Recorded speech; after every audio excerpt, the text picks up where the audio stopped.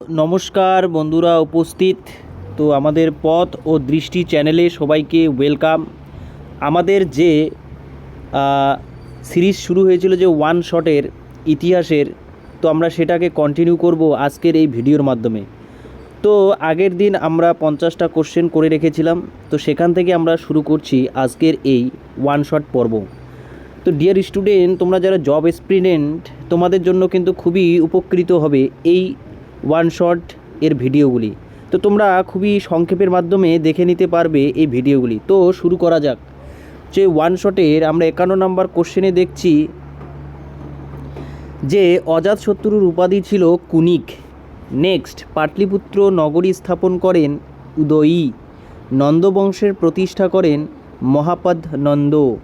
ঠিক আছে, ধননন্দ নন্দবংশের শেষ রাজা ছিলেন। তো এই সমস্ত ওয়ান শটগুলি কিন্তু খুবই ইম্পর্টেন্ট, অর্থাৎ বিগত বহু পরীক্ষায় আগত এই কোশ্চেনগুলি কিন্তু আমি ওয়ান শটের মাধ্যমে তুলে ধরছি তোমাদের সামনে, যাতে পরীক্ষার আগে রিভিশন করতে খুবই সহযোগিতা হয়।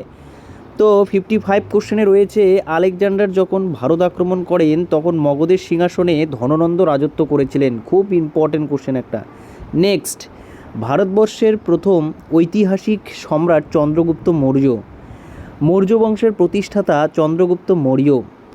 চাণক্যের সাহায্যে চন্দ্রগুপ্ত মৌর্য মগধের সিংহাসন দখল করেন। ঠিক আছে, নেক্সট, এবার চন্দ্রগুপ্ত মৌর্য 324 খ্রিস্টপূর্ব অব্দে সিংহাসনে আরোহণ করেন বা বসেন। 60 নম্বর কোশ্চেন রয়েছে, চন্দ্রগুপ্ত মৌর্যের রাজত্বকালে মেগাস্থিনিস এ দেশে আসেন। ভেরি ইম্পর্ট্যান্ট একটা কোশ্চেন। নেক্সট, 61 রয়েছে যে চন্দ্রগুপ্ত মৌর্য শেষ জীবনে জৈন ধর্মের দীক্ষা গ্রহণ করেন। এবার 62 রয়েছে বিন্দুসার অমিত্রঘাত উপাধি নেন। এই কোশ্চেনগুলো কিন্তু মারাত্মক ইম্পর্টেন্ট, যে কে কোনটা উপাধি নিয়েছিলেন। ঠিক আছে, বিন্দুসার অমিত্রঘাত উপাধি নিয়েছিলেন। তো মৌর্য বংশের শ্রেষ্ঠ সম্রাট অশোক, এটা মাথায় রাখতে হবে। অশোক 273 খ্রিস্টপূর্ব অব্দে সিংহাসনে আরোহণ করেন। এবার 269 খ্রিস্টপূর্ব অব্দে অশোকের রাজ্যাভিষেক হয়। তো 273 খ্রিস্টপূর্বাব্দে তিনি সিংহাসনে আরোহণ করেন, কিন্তু তার রাজ্য অভিষেক হয় 269 খ্রিস্টপূর্বাব্দে। খুবই ইম্পর্টেন্ট তথ্য। সম্রাট অশোক প্রিয়দর্শী উপাধি গ্রহণ করেছিলেন। সম্রাট অশোক তাহলে প্রিয়দর্শী উপাধি গ্রহণ করেছিলেন। নেক্সট কোশ্চেন, সম্রাট অশোকের রাজধানী ছিল পাটলিপুত্রে। বৌদ্ধ ভিক্ষু উপগুপ্তের কাছে অশোক বৌদ্ধ ধর্মের দীক্ষা নেন। মৌর্য বংশের শেষ রাজা ছিলেন বৃহদ্রথ। শুঙ্গ বংশের প্রতিষ্ঠাতা পুষ্যমিত্র শুঙ্গ। নেক্সট, ভারতবর্ষে সর্বপ্রথম পারসিক জাতি দ্বারা আক্রান্ত হয়। তাহলে ভারতবর্ষ সর্বপ্রথম পারসিক জাতি দ্বারা আক্রান্ত হয়েছিল। নেক্সট, আলেকজান্ডার 327 খ্রিস্টপূর্বাব্দে ভারত আক্রমণ করেন। তক্ষশিলার শাসক রাজা অম্ভি আলেকজান্ডারের বশ্যতা স্বীকার করেছিলেন। নেক্সট, 74 হিদাসপিসের যুদ্ধ আলেকজান্ডার আর পুরুর মধ্যে সংঘটিত হয়েছিল। মোস্ট ইম্পর্টেন্ট একটা কোশ্চেন। এবার 326 খ্রিস্টপূর্ব অব্দে আলেকজান্ডারের সাথে পুরোর যুদ্ধ হয়।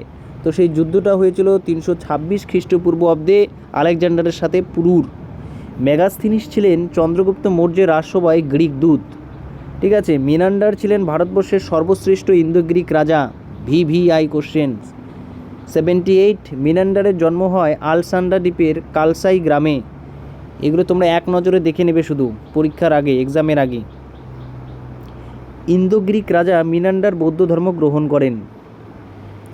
যে বৌদ্ধ গ্রন্থে মিনান্ডারের প্রশ্নে ভিক্ষু নাগসেনের উত্তর সংকলিত আছে তার নাম মিলিন্দ পঞ্চহ।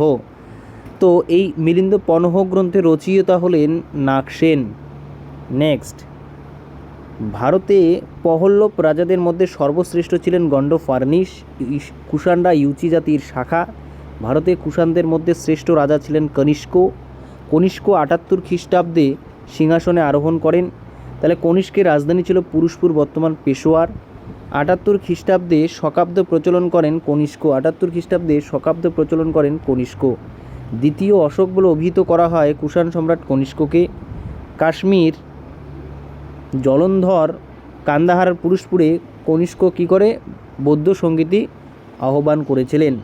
তো এই বৌদ্ধ সঙ্গীতি নিয়ে যদি ক্লাস লাগে তাহলে অবশ্যই তোমরা কমেন্ট করে জানাবে, ডিটেলস ক্লাস নিয়ে আসা যাবে। ঠিক আছে। যে কোনো বিষয়ে যদি কোনো ডিটেলস ক্লাস লাগে তোমরা অবশ্যই কমেন্টে জানাবে। নেক্সট 89 কোশ্চেন্স রয়েছে। কনিষ্কের শাসনকালে ভারতের সর্বশ্রেষ্ঠ চিকিৎসক ছিলেন আয়ুর্বেদাচার্য চরক। ভারতের চিকিৎসা শাস্ত্রে অস্ত্রোপচার প্রচলন করেন চরক। চরক ছিলেন কিন্তু কনিষ্কের সমসাময়িক। বুদ্ধচরিত্রের রচয়িতা কবি অশ্বঘোষ। অশ্বঘোষ সম্রাট কনিষ্কের সভাকবি ছিলেন। ঠিক আছে। কনিষ্কের রাজসভায় শ্রেষ্ঠ দার্শনিক ছিলেন নাগার্জুন। কুষাণ যুগের শ্রেষ্ঠ শিল্প ছিল গান্ধার শিল্প। এই গান্ধার শিল্প হচ্ছে গ্রিক, রোমান আর ভারতীয় শিল্পরীতির সমন্বয়ে গঠিত। ঠিক আছে। তাহলে সাতবাহন বংশের সর্বশ্রেষ্ঠ নরপতি হচ্ছে গৌতমীপুত্র সাতকর্ণী। সুপারা সাতবাহন বংশের শ্রেষ্ঠ বন্দর। মোস্ট ইম্পর্টেন্ট, ভিবিআই, WBCS সহ বিভিন্ন পরীক্ষা আগত কোশ্চেন। গুপ্ত বংশের প্রতিষ্ঠাতা হচ্ছে শ্রীগুপ্ত। প্রথম চন্দ্রগুপ্ত 320 খ্রিস্টাব্দে সিংহাসনে আরোহণ করেন। 320 খ্রিস্টাব্দে গুপ্তাব্দ প্রচলিত হয়। সমুদ্রগুপ্তের মাতার নাম কুমার দেবী। ঠিক একদম। পরাক্রমাঙ্ক উপাধি গ্রহণ করেন সম্রাট সমুদ্রগুপ্ত। পরাক্রমাঙ্ক উপাধি গ্রহণ করেন সম্রাট সমুদ্রগুপ্ত। ভারতের নেপোলিয়ন বলা হয় সমুদ্রগুপ্তকে। VBI। নেক্সট, কবিরাজ উপাধিতে ভূষিত হন সমুদ্রগুপ্ত। এই কবিরাজ উপাধিতে ভূষিত কে হন? সমুদ্রগুপ্ত। এলাহাবাদ প্রশস্তিতে সম্রাট সমুদ্রগুপ্তের রাজ্য বিজয় কাহিনী বিবৃত আছে। সমুদ্রগুপ্তের সভাকবি ছিলেন হরিসেন। এবার নেক্সট, বিক্রমাদিত্য উপাধি গ্রহণ করেন সম্রাট দ্বিতীয় চন্দ্রগুপ্ত। কে না? বিক্রমাদিত্য উপাধি গ্রহণ করেন সম্রাট দ্বিতীয় চন্দ্রগুপ্ত। সকারি উপাধি গ্রহণ করেন সম্রাট দ্বিতীয় চন্দ্রগুপ্ত। দ্বিতীয় চন্দ্রগুপ্তের রাজত্বকালে ফাহিয়েন ভারতে আসেন। ফাহিয়েনের ভারত বিষয়ক ভ্রমণ কাহিনীর নাম ফোক ওয়াকিং।